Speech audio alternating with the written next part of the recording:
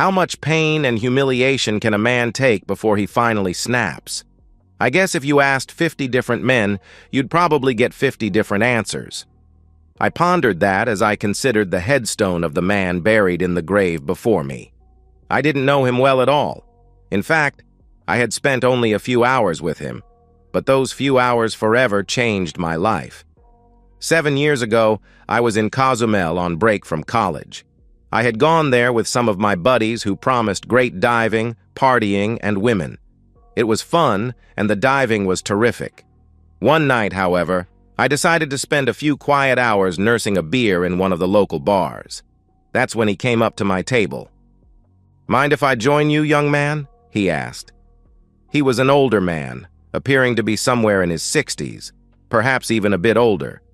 His eyes and his general countenance appeared to be of a man who had experienced a great deal of pain and hurt. Something about him seemed somewhat familiar to me, though, and since I was feeling a bit mellow and charitable, I invited him to join me. A smile creased his face as he extended his hand. "I'm Alan Jacobs," he said. I took his hand. "George Richardson," I said. He sat down after we shook hands. "Yes, I know," he told me. What? I wondered to myself. What the hell is going on here? "How do you know who I am?" I asked. "Nothing sinister. I knew your dad. Served with him in Vietnam a long time ago. In fact, he saved my life once, along with quite a few other Marines.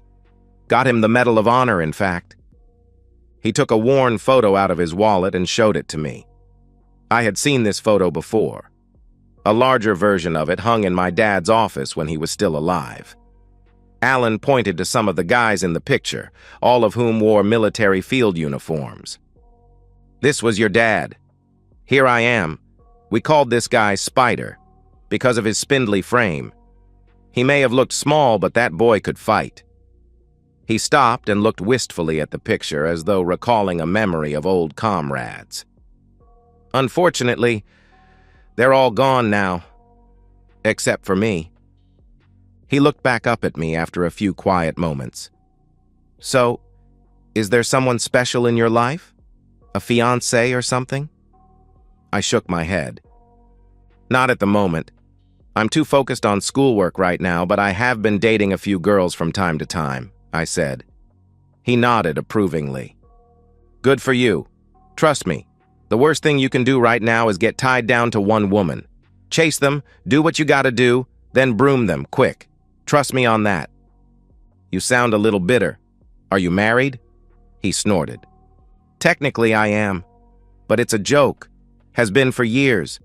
I've given that woman the best years of my life, been faithful to her, adored and cherished her, and how does she repay me? By tricking me, cutting me off, holding me, and humiliating me every chance she gets." Wow, I thought. This is one bitter dude. "Want to hear the story?" he asked. What the hell, I thought. This could be interesting.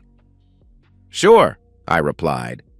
He told me the story of how he and his wife, Maggie, liked to go scuba diving in Mexico and other places on a whim. Something to break up the stress of the job. He told me how his wife, while somewhat frigid for years, was a very beautiful woman. From what Alan said, things went off the rails 2 years ago when they came down here to Cozumel. Apparently, there was some guy from Spain who managed to work himself into their relationship, obviously looking to bed his wife, and he was a cocky piece of work at that. Can you imagine the gall? He looked right at me and said he was going to be with my wife, and I would watch it. Can you believe that? He even showed me where it was going to happen and described what my wife would do before she met up with him. Get this, she did exactly what he said. Damn it, it was as though they scripted it all out and planned it well in advance. So here was my frigid 46-year-old wife, the woman who refused me any action at all, shaving her private part, on his order no less, and going out commando like some teenage woman on spring break.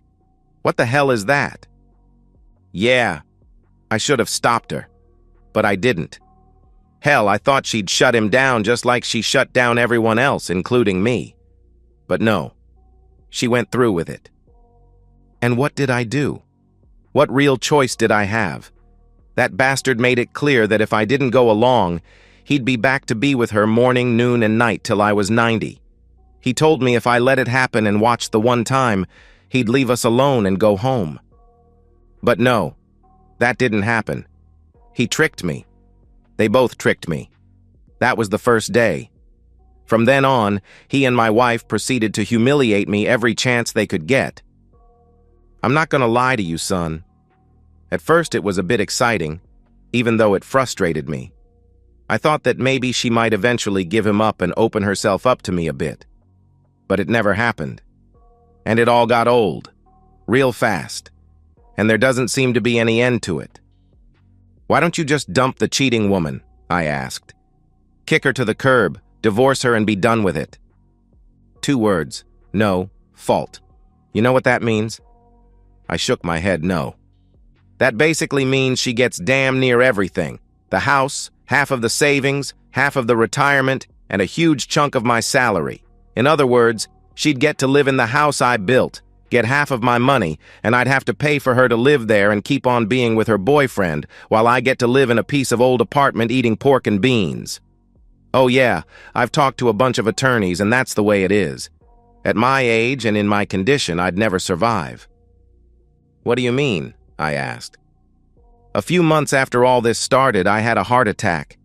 It happened during one of their moments that she insisted I watch. You know they wouldn't even stop long enough to call the ambulance? You know what she said? If he dies, he dies. We'll just take his insurance money and travel the world. Then they laughed. What kind of sick, cheating woman does that? I finally crawled to the phone and managed to call 911. They didn't even stop when the paramedics came to get me. And you know what else she did? She and that guy took off the whole time I was in the hospital. I have no idea where they went. Not once did she even visit me in the hospital or check to see if I was okay. I went out on a limb. Why not get revenge? Burn the cheating woman. Find someone to be intimate with and make her watch. He shook his head. No, son, that wouldn't be right. I took a vow before God and everyone to remain faithful to her till death do us part. Those vows mean something to me even if they don't mean anything to her. But that was a big wake-up call for me. I decided there was no way that cheating woman would get anything from me.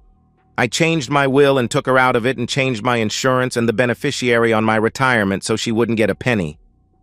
Then about 4 months ago, I was diagnosed with an inoperable brain tumor. Doc said I had maybe 6 months to a year to live. That's when I decided to put this to an end, no matter the consequences.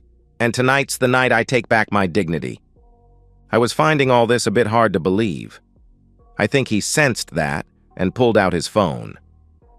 I suspect you're thinking this can't be true. No one with a conscience would act like this, right? Maybe in the movies or on one of those erotic fiction sites. But not in real life, he said. I had to agree. He punched a few things on his phone, took out a pair of earbuds, plugged them in, and handed me his phone. Watch this video, then tell me what you think. I put the earbuds on and hit play on his video app. I saw an attractive older woman riding a man whose face was hidden by her body. She appeared to be looking directly into the camera, but I realized she was looking at the face of the man holding the camera. She smiled, but her smile held no warmth. Like what you see? She asked as she went up and down on the man. Your face says no, but I know you do. You're shaking your head no, but I know better. Don't worry, you're never touching me again. Ever. Oh God, that felt so good, she said as she got up. What's the matter? You're not looking too good. Are you going to have another heart attack on us? Good. Maybe it'll be the big one this time. That's okay. I'll play the part of the grieving widow to the hilt. Hell, I've been playing the part of the loving spouse all these years, so I'm pretty good at fooling people. Then we'll take your insurance money and go to all the places you and I wanted to visit and be with each other senseless. On your dime, she added, laughing. This time, the man under her sat up and laughed with her, wrapping his arm around her. She turned to face her lover. Come on, big guy, let's do it again. Maybe we can get him to have a stroke this time, she said. The video ended with the two lovers laughing hysterically. I was in shock, looking at the blank screen before me. "I have lots of other videos just like this," Alan told me. "Why is she doing this? Did you cheat on her or beat her or something?" He shook his head. "No, I never once cheated on her, and I've always treated her like a queen. I did ask her once, though. Check this out," he added, taking the phone and pulling up another video. The second video showed his wife's back as he addressed her. "Why are you doing this to us? To me?" I heard him ask in the video. "I've never cheated on you, and you have to admit I treat you very well. I just want to know why you're tearing my heart out like this. I don't understand." She sighed and turned around to face him, obviously put out by his questioning. "Look, you just don't do it for me, okay? I know you've never cheated on me, and yes, you treat me very well. You're a great provider. I just need him, and yours doesn't turn me on anymore. It hasn't been for a long time. So just go along and things will be just fine. Maybe in a few years I'll get tired of him and we can retire and laugh about it in our old age. Let me just have this, okay?" "No, Mags, you may laugh, but I won't. I promise you, this won't end well. At all," Alan said in the video. "Damn it, don't you even think of getting a divorce because I'll destroy you. Then I'll take everything you have and I'll keep right on being with him, and you'll get to foot the bill. Got it?" The video faded to black, leaving me dumbfounded. How could someone be so cruel? "You have enough right here to destroy her," I said. He smiled. "Now you're starting to get the idea. Yes, these videos could destroy her, and that's exactly what I'm going to do. Tonight's just the beginning of their destruction, but I need help to make it happen. Will you help me, George?" I was tempted, but still needed one question answered. "Why me? Surely you could get any number of people to help you." Alan nodded his head. "You're right, I could. The truth is, George, you're the closest thing to a son I have. You see, my wife denied me children and claimed they would get in the way of her career. When I'm gone, that's it. My family tree is done. There are no children, no survivors, nothing. There's more. Let me ask you, how many C students do you know get $1 million scholarship to an Ivy League school?" He had me at that. I was a bit lazy in high school, much to my parents' chagrin, and was really surprised when I was told I got a huge scholarship from a private foundation supposedly set up to help the families of Vietnam veterans. And it was unlike any scholarship I ever heard of. Not only did it pay tuition, books, and lodging, but it also gave me extra spending cash for trips, a car, whatever I needed, up to a limit, of course. The thing is, I never lacked anything. After getting that scholarship, I promised my mother I'd focus on my studies, and so far I have. Your father and I stayed in touch after the war. We talked and sent letters and emails. I've met your mother a few times as well. You and I have met also, but you probably don't remember since you were just a baby. When your dad was in the hospital the last time, I visited him.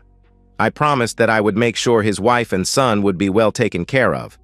You see, his medical condition nearly wiped your family out financially. So I set up a private foundation that paid all of his medical expenses. It also set up $1 million trust for your mother and $1 million scholarship for you. I figured it was the least I could do for the man who saved my life in Vietnam. Lately, though, there are times I wish he'd have let me die over there. So I'm asking, George, will you help me do this? Will you help me reclaim some part of my dignity and my manhood? Tonight is the last you or anyone will ever see of me. So think of it as the last wish of a dying man. And I want my life, such as it is, to count for something. I thought hard about what he just said. Is there some other way? I asked. You can take this to an attorney, sue her for mental cruelty, go after her job. Something. Alan shook his head. No, George, it's too late. I'm a dead man walking. In a month or so, I'll probably be in a hospital bed for the last time. And there's no way in hell I'm dying like that, a shriveled-up old man. And there's no way I'm putting myself in a situation where she'll have any say over my final affairs. Are you sure your plan will work? I asked. He smiled. Oh, yes. You see, I have the element of surprise. They're expecting a beaten-down, dejected old man. They'll have no idea the storm that's about to hit them, he said. You're not going to kill her, are you? I asked. No, I want her to live a long time, and I want her to remember this night for the rest of her miserable life, and I want her to face the shame of what she did to me, to us. Believe me, she's going to have a lot of explaining to do to a lot of people. What exactly would I have to do? I asked. I was hoping he wouldn't ask me to hurt or kill someone. Not much. Just video the encounter. Send it out by email, then hand her an envelope, he said. That sounded easy enough. I already have the email drafted up, so all you'd have to do is attach the video and hit send. He pulled 2 envelopes out of his pocket. The thick envelope is hers. It explains pretty much what you'll record tonight. The other one is for you. What's that one for? I asked. There's a key to a safe deposit box, a card, and a letter with some instructions. After we finish tonight, you'll need to call my attorney. He's expecting your call and he'll explain it all to you. Okay, I'll do it, I said. What the hell? Make a video, send it out, and hand her an envelope. Simple enough. Alan smiled. Thank you, George. This means a lot to me. Call it my last great act of defiance. We finished our beer while watching part of a soccer game on the big screen television. Alan looked at his watch. It's time we head out. You ready? He asked. I indicated that I was, and we left the bar. I had no idea where we were going, so I followed his lead. He was mostly silent, but did give me a bit of advice. Someday, George, you're going to meet a woman and fall in love. I know I told you earlier to do your thing quick and broom them fast, but the fact is you will fall in love. It happens to us all. Just do yourself a favor before you marry her, though. What's that? I asked. Check her out, closely. Observe her mother. Watch how she treats her husband, because that's probably what you'll have to look forward to. But don't marry until she signs a prenuptial agreement. Protect yourself. And don't let your relationship get like mine. Always put her first and love her with everything you have, but take the initiative at the first sign of trouble, he said. Sounded like good advice to me. We finally arrived at what appeared to be our destination. There were 2 people waiting for Alan, the woman I saw in the video sitting down on an outdoor staircase, and a tall man next to her. Alan stopped and looked at me. This is it, showtime. You have my phone, so please start recording about the time I approach them, and remember, some of what you're going to see could be disturbing. Look, Alan, I began. I'm sorry about all of this. I barely know you, but I think you would have made a great dad. He smiled as he put his hand on my shoulder. George, you're the spitting image of your dad, and I know he'd be damn proud of you right now. I remembered something my dad used to say sometimes. I plugged in the earbuds so I could hear what was being said and supported his phone so I would have a clear and stable video. I zoomed in a bit so I could see the picture a little bit better. The couple at the staircase reacted when they saw Alan approach. Neither of them saw me. The man stood a bit taller and smirked as he began to speak.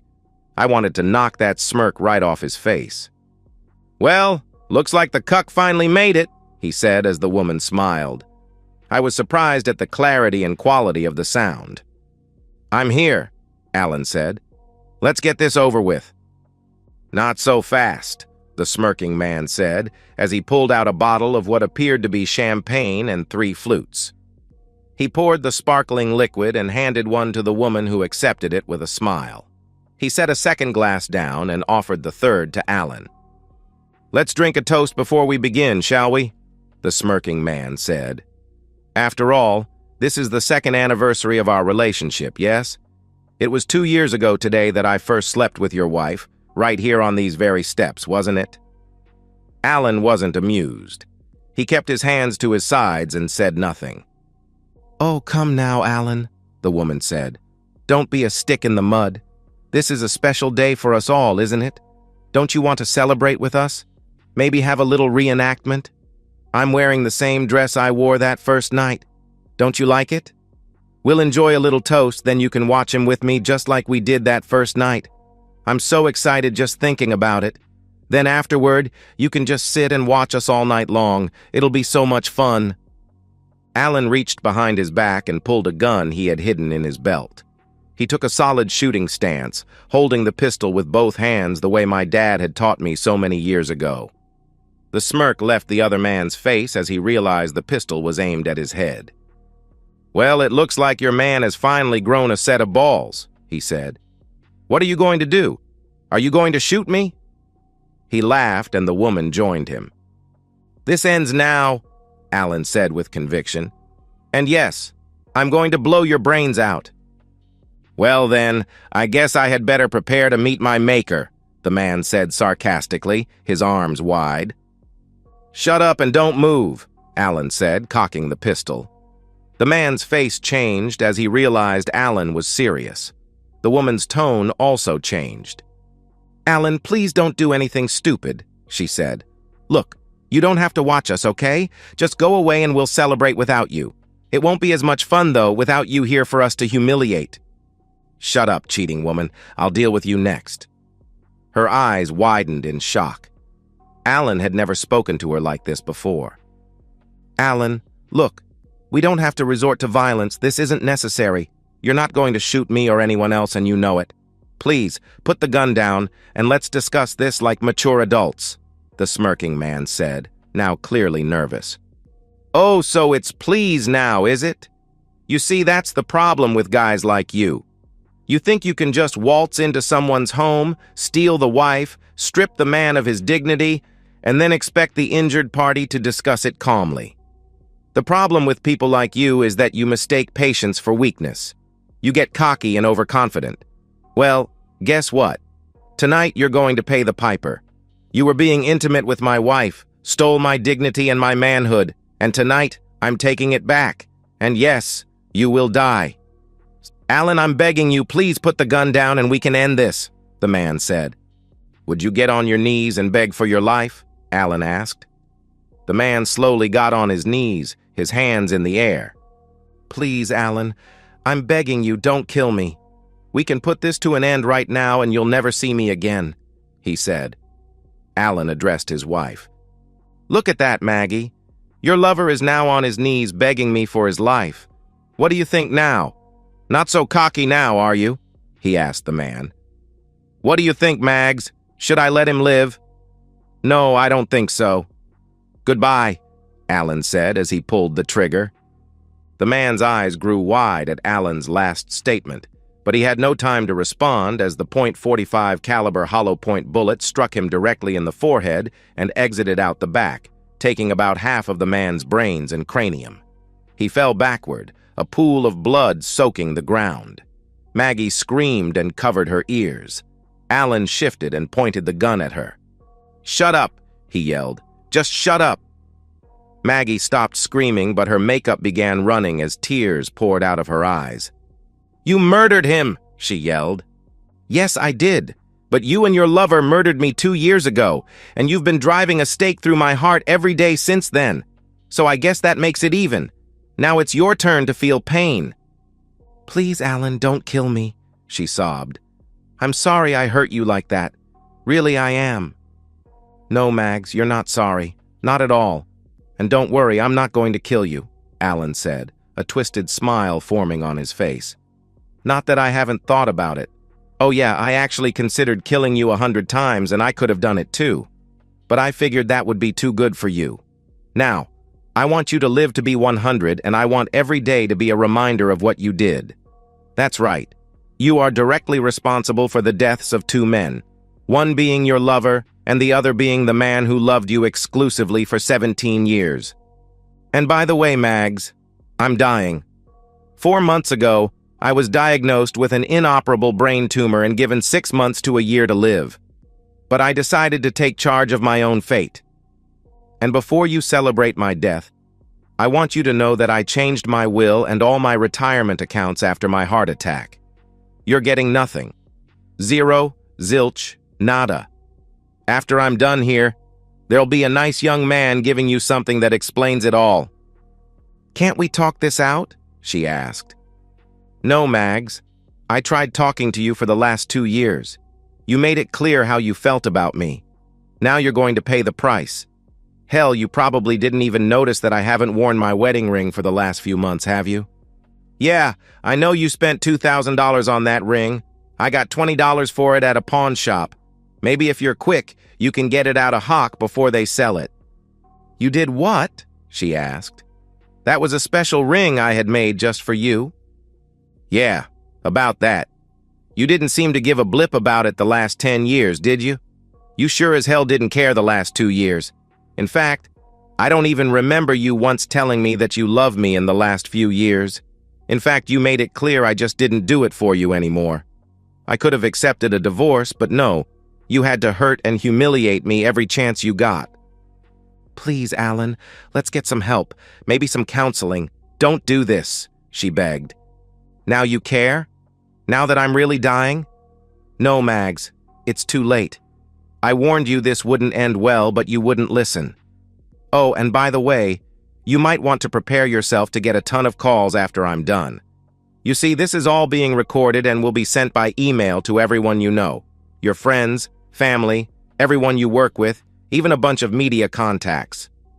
No, please, let's start over, please. I've learned my lesson, she cried. Too little, too late, Mags. Goodbye. With that, Alan put the gun in his mouth and pulled the trigger. The top of his head flew off, spraying blood and gray matter everywhere. Maggie screamed hysterically. No! Please, Alan, no! Don't die, please! Come back to me, Alan, please, please, please! I'm sorry, Alan, really I am! Alan, please! I didn't mean it, I really do love you! I stopped the video, saved it, then pulled up the email draft, attached it, and hit send. I waited until I saw the notification that the email had been sent and turned the phone off. I walked to the hysterical woman who looked up at me. I pulled out the envelope marked Mags and handed it to her. Who are you? She asked through her sobs. From what Alan says, I'm the closest thing to a son he ever had. Too bad. I think he would have made a great dad. Good luck, I said. I heard the sound of sirens and left as quickly as I could. I may have seemed calm outside, but was shaking for quite some time. I had, after all, just witnessed one man's murder and another man commit suicide in the most violent way imaginable. It took me some time before I could keep it together long enough to place a couple of calls. The first call was to my buddies, telling them I had to leave early in the morning. They took it well, but asked if I was all right. I promised to tell them about it sometime. The next call was to the attorney whose number was on the card in the envelope Alan gave me. I identified myself and we spoke for a few minutes. He told me to come see him at his D.C. office in the next day or two, then gave me the directions to the bank that held the safe deposit box where I was to store Alan's phone. He then told me to turn on the news. I did and saw a shortened, edited version of the video I sent out. Apparently, the suicide of a prominent member of the Washington political class was considered newsworthy. Attempts to reach the widow of Alan Jacobs have so far been unsuccessful, the announcer said. According to videos sent to a number of media outlets, tonight's incident is the result of what appears to be an ongoing love affair she allegedly had with a foreign diplomat. It's not known exactly how Jacobs sent the video of his own suicide, but it's generally believed he had help doing so. The State Department has not released a statement on the murder of the foreign diplomat. Stay tuned for updates. I flipped through the news channels to see my video everywhere. I fired up my laptop and found that reports on Alan's suicide had gone viral. Reports said there were 3 videos, but parts of only one were considered safe for network use. At least one of the other 2 videos, the articles said, were pornographic in nature and showed Mrs. Jacobs engaging in sexual activity with the foreign diplomat.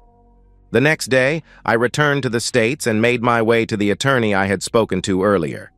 He informed me that Alan had changed his will some time ago, making me the sole beneficiary of his entire estate, except for his house, which he had given to a non-profit group so it could be turned into a shelter for homeless veterans. After taxes and fees, he said, I would receive about $10 million. A few days later, I was at Arlington National Cemetery, attending Alan's funeral. Mrs. Jacobs was there as well, playing the role of the grieving widow, but no one paid her any attention. She sobbed as a Marine in dress blues handed her the flag that was draped over his coffin. The reading of Alan's will went about the same. She tried contesting the will, but withdrew her objection after Alan's attorney suggested some of the more salacious videos of her with her lover would be used against her and thus become public record. After the meeting, she came over to me. "I hope you're happy. I lost everything." I couldn't believe my ears. "You didn't lose anything. You threw it away. To be precise, you deliberately threw it away. Now you're getting what you deserve." I left her standing there and went back to school, where I became more determined than ever to do my best. I wanted to be the kind of man that would make both Alan and my dad proud. At the same time, I kept a loose tab on Maggie Jacobs and caught an interview with her on one of those daytime talk shows for women. She tried to play the victim, claiming abuse and infidelity, and 3 of the co-hosts went along. But one of the hosts had apparently seen all 3 videos and began to politely confront her with her own words. Maggie denied ever saying what the host recalled, so she played the video where she admitted that Alan had never abused her or cheated on her. "And isn't it true that you refused to call 911 when your husband was having a heart attack? From what I understand, you and your lover kept right on having intimacy even as your husband was dying. How do you respond to that?" Naturally, that pretty much ended the interview, and Maggie left the set in tears, having been confronted by her own words and actions. To my knowledge, she never appeared on any other program. Then an article appeared a few months later that said she was found dead in her apartment, the apparent victim of suicide. According to the report, she had been placed on paid administrative leave following Alan's suicide. The man she was screwing turned out to be more than just a foreign diplomat. Several intelligence operatives had apparently connected him to ISIS, and there were those who believed Maggie had passed on sensitive information. Unable to deal with the result of her own actions, she took an overdose of pills, followed by a significant amount of alcohol. Officers who discovered her body said she was wearing her wedding dress and was holding her wedding photo to her breast. A note on her nightstand simply read, "Please forgive me." I followed Alan's advice where women were concerned. I dated quite a few, did what I set out to do, and moved on. I fell in love a time or two, but changed my mind after I met their parents. Then I met Karen. We dated for a long time, and I found myself falling in love with her. She invited me to meet her parents over the holiday, and I was struck by the way they interacted with each other. Although married for 30 years, they acted like teenagers, constantly sneaking hugs and kisses. It was obvious they truly loved one another. More than once, Karen suggested they get a room. "How do you think you got here?" her mom said, laughing. By the end of the trip, my mind was made up. Her father spoke to me privately before we left. "You seem like a really nice guy, George, and I see how my daughter looks at you. Tell me the truth. Do you love her? I mean, really love her?" he asked. "Yes, sir, I do," I told him. It was true. I did love Karen, very much. "Do you love her enough to spend the rest of your life with her?" he asked. That was the $64,000 question. "I believe I do," I told him. "Good, because if you ever hurt my little girl, you'll have us to answer to." I considered what he said and carefully formulated my response. I realized he was only looking out for his daughter, and I respected that. "Sir, I know firsthand what can happen when a marriage breaks down. I've personally seen the pain it can cause, and I swear to you that I would never, ever do anything to hurt her. Someday, I'll tell you my story, and I hope you'll understand." I'm not sure if it was the expression on my face or the tear struggling to escape my eye, but he seemed to understand and shook his head. "Okay, George, that's good enough for now, and I'm going to hold you to that." Karen and I married after I graduated from law school. At her father's insistence, we signed a prenuptial agreement to protect both our assets. In addition to my $10 million, Karen had inherited a large sum of money from her grandparents, and we all agreed it was for the best. She and her parents seemed confused when I told them of my plan to join the Marines and become a JAG officer, a military attorney. They had assumed I would be accepting a high-paying job with one of the many prominent law firms that tried to recruit me. That's when I told them of my dad and Alan. "Oh my God, that's so sad," Karen said. I played them the video I took that night in Cozumel. Although Alan's phone was still in storage, I was one of the 1,000+ recipients of the email sent out that night. "You were the one who took that video?" I wondered how he got that video to the media so fast. "Didn't anyone ever question you?" No, I guess the authorities figured it didn't really matter. And now, with Mrs. Jacobs dead, the case is closed. I've got lots of videos that he took, but it's not something for the squeamish. I looked at Karen's father. "Now you know why I'll never do anything to hurt your little girl. And I assure you, if there are any problems, I'll take the initiative and get them fixed before they get out of hand." He understood, giving me a manly hug. "I believe you, son. And thanks for sharing that with us. It had to be painful to witness that." About a year later, Karen gave birth to a boy. She asked me what I would like to name him, and I said, "Michael Allen Richardson, after the two bravest men I've ever known." Michael was my father's first name, and you already know who Alan is. "I like it. Michael Allen it is," she replied. And here we are, at Arlington National Cemetery, in front of Alan's grave. I know there are some who, upon hearing this story, will think Alan was a gutless wimp for taking his wife's crap for so long. I know there are some who would question why he put up with the humiliation as long as he did. I'm one of them. Maybe he was a bit wimpy for a time. Maybe he thought the love they once had would win out in the end. Who knows? Maybe he thought she would come to her senses after a while. I chose not to judge the man since I wasn't there. What I do know for a fact is what I witnessed that day in Cozumel. That was certainly not the act of a gutless wimp. I pulled a small eagle, globe, and anchor out of my uniform pocket and placed it on his headstone. I quietly said, "Rest in peace." And that's the end of today's story. If you enjoyed it, please give this video a thumbs up and drop a comment below. Your support helps the algorithm push my content further. If you're new to the channel, don't forget to hit that subscribe button. It really helps me keep creating more stories for you. Thanks for watching, and I'll see you in the next one.